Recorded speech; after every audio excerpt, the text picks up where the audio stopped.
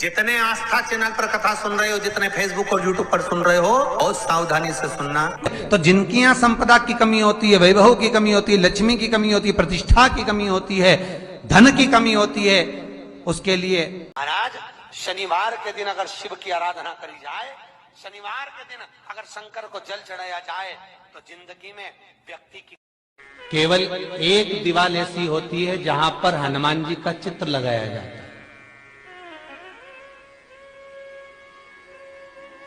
चाहे तुम पर्वत उठाने वाला चित्र लगाओ हनुमान जी का, चाहे बैठे हुए लगाओ, चाहे रामायण पढ़ने वाला लगाओ, चाहे लंका दहन करने वाला लगाओ, चाहे राम नाम जपने वाला लगाओ, चाहे लक्ष्मण को संजीवनी देने वाला लगाओ, चाहे मौन मुद्रा में लगा दो, चाहे स्तुति में लगा दो, चाहे भजन में लगा दो। हनुमान जी का कोई भी चित्र लगता है तो ना पूरब में लगेगा, ना पश्चिम में लगेगा, ना दक्षिण में लगेगा। हनुमान जी का अगर चित्र लगता है तो उत्तर की दीवार में दक्षिण को देखते हुए लगता है।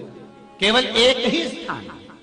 कितना भी दुख, विपदा, कष्ट सम्मुख में खड़ा हुआ हो, कितना भी दुख, पूंजी धन की अगर आपको कमी पड़ रही है और ऐसा लग रहा है कि मेरे पास में कुछ भी नहीं, हम तो यहां तक कहेंगे कोई मकान बना रहे हो, बेटी का विवाह कर रहे हो, बेटे का विवाह कर रहे हो, कोई अच्छा कार्य कर रहे हो, धन संपदा की भी कमती दिखे, तो उस समय पर कांता भगवान का स्मरण कर, कांता चक्र का स्मरण कर, शिव और नारायण का नाम लेकर, एक बेलपत्र, एक शमी पत्र, एक श्वेत पुष्प, एक लाल पुष्प, दोनों हाथ में लेकर भगवान शंकर के अशोक सुंदरी के स्थान पर अगर समर्पित करा जाए तो संपदा की भी कमी नहीं आती। वो कांता चक्र है जो नारायण के। यहां तक शिव महापुराण की कथा कहती है, अगर कोई विद्वत ब्राह्मण ने आपको बताया है कि आपके घर में पितृदोष है,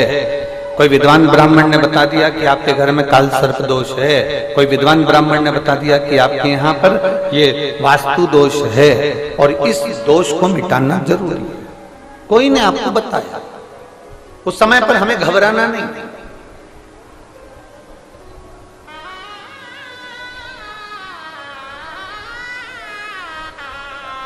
उस समय में घबराने का क्रम नहीं है।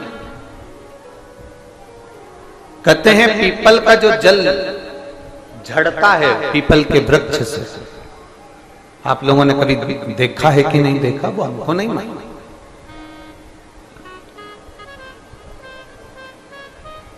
कितना भी अगर कोई वास्तु दोष बता दिया, पितृदोष बता दिया, काल सर्प दोष बता दिया, कितना भी अगर कोई दोष बता दे, तो पीपल का जो जल वृक्ष में से झड़ता है, कभी कभी आप उसके नीचे हाथ रखकर देखना, थाली रखकर देखना, उसमें पत्थर पर देखना, तो वहां पर भी पानी के निशान आपको मिलेंगे, बूंद के निशान मिलेंगे।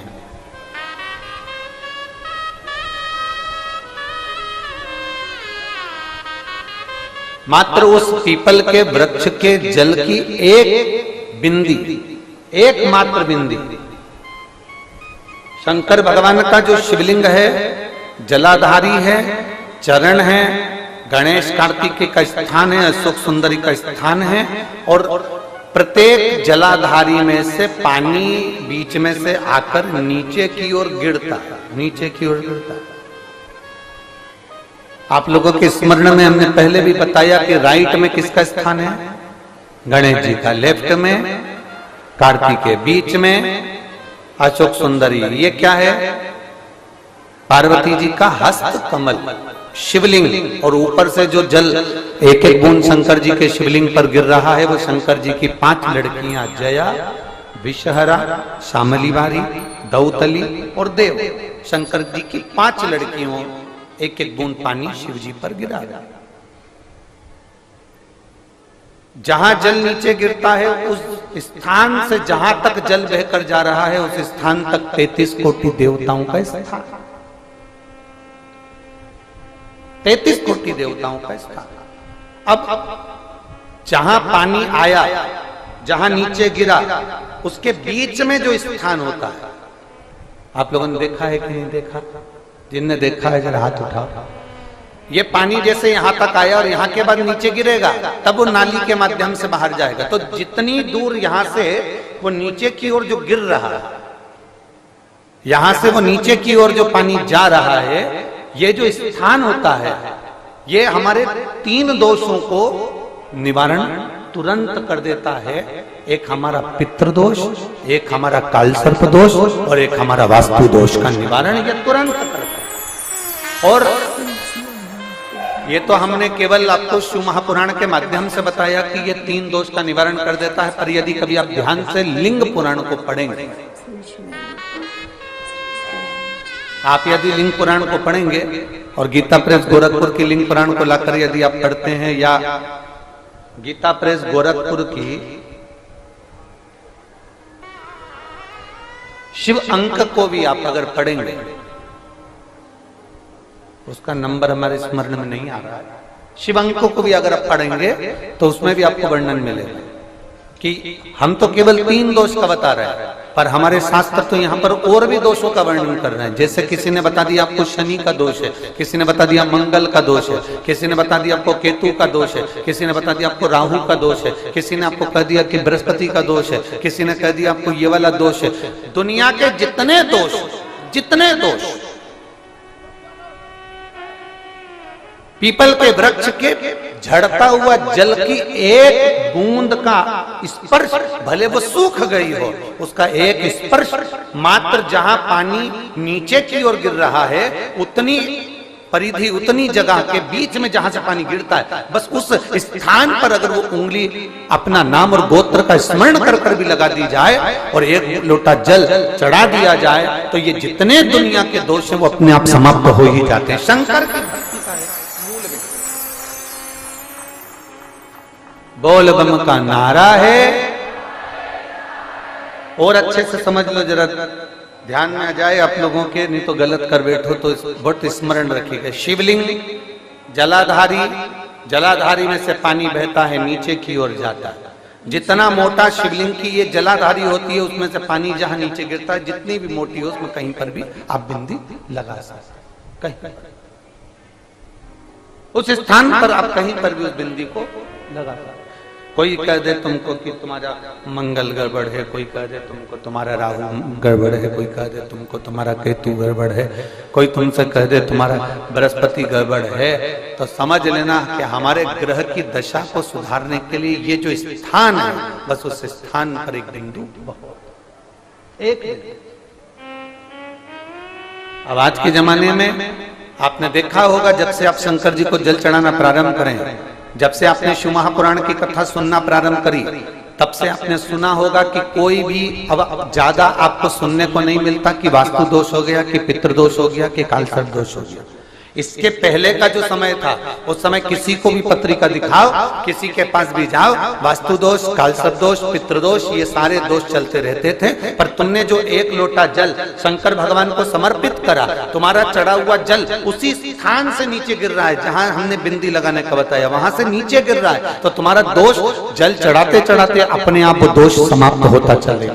बल वृद्धि से मतलब होता है जिस कन्या या वर का विवाह नहीं होता, 40 साल हो गए या 30 साल हो गए, या जब 28 के बाद में लड़का लड़की क्रॉस हो जाए कि 29 में, 30 में, 32 में, 34 में, 40 तक पहुंच गए और विवाह नहीं हो रहा, तब बेलपत्री के जो पेड़ होता है, वृक्ष होता है, उस वृक्ष की जो डाली होती है, उस डाली के मनकों से जो माला बनती है, बाजार में भी मिल जाती है बेल की माला, उस माला को भगवान शंकर को समर्पित कर कर बेलपत्री के वृक्ष के नीचे बैठकर भगवान शंकर का पंचाक्षर मंत्र का जाप करना है। कौन सा मंत्र है? पंचाक्षर। पंचाक्षर मंत्र कल बताया था, नमः शिवाय। एक मुखी से लेकर 14 मुखी रुद्राक्ष होते हैं। जितना छोटे से छोटा रुद्राक्ष होता है उतना सुख देता है। एक मुखी रुद्राक्ष लक्ष्मी की वृद्धि के लिए होता है। 3 मुखी रुद्राक्ष विद्या प्राप्ति के लिए होता है।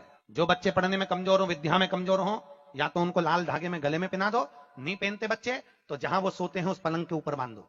7 मुखी रुद्राक्ष एक ऐसा रुद्राक्ष होता है कि अगर ठेला चलाने वाला एक भिखारी भी, गरीब से गरीब व्यक्ति भी अगर 7 मुखी रुद्राक्ष को धारण कर ले तो वो मात्र 1.25 साल के अंदर करोड़पति बन जाता है। कि धड़कने बढ़े, एकदम ऐसा लगे कि मुझे पसीना आ रहा है, बीपी शुगर जैसा महसूस हो रहा है कि बीपी ऊंचा नीचे, तब भी रुद्राक्ष का पानी शंकर को स्मरण कर कर, सोमेश्वर महादेव का नाम लेकर या श्री शिवाय नमस्तुभ्यम का जाप कर कर कटोरी में पड़ा हुआ रुद्राक्ष का जल थोड़ा सा पी लीजिए, बिल्कुल शरीर को एकदम शांति मिलेगी। ऊपर नीचे जो बीपी हो रहा होगा थोड़ा आराम लगेगा। भोजन भजन बैठ कर करना प्रारंभ कर दो। जब तुम बैठ कर करोगे थोड़ा सा तुम्हें भले लगेगा कि गुरुजी मेरे को तो डॉक्टर ने कुर्सी पर बैठने का बोला है, मेरे शरीर में कष्ट है, मेरे शरीर में रोग है। देखो, अगर तुम अंदर से बलवान होना, अंदर से अगर बलवान होना तो बड़े से बड़े रोग को हराने की सामर्थ्य तक तुम्हारे अंदर है। और अगर तुम अंदर से बलवान नहीं हो तो रोग तुम्हें घेरता चले जाएगा। अंदर से बलवान हो गया, कष्ट आ गया, तकलीफ आ गई शरीर के अंदर, रोग आ गया शरीर के अंदर, कष्ट आ गया, कोई बड़ी बीमारी भी दिख रही है कि शरीर के अंदर आ गई, थोड़ा दिन दुर्वा को लाइए। चलाओगे, जम के बोलो जरा, दुर्वा, दुर्वा देखिए सब लोग, दुर्वा के नीचे का जो भाग होता है, जब आप दुर्वा तोड़ेंगे तो ऊपर हरा हरापन रहेगा, नीचे थोड़ा थोड़ा हल्का हल्का सा पीलापन रहेगा, सफेदपन रहेगा, रहता है उसमें।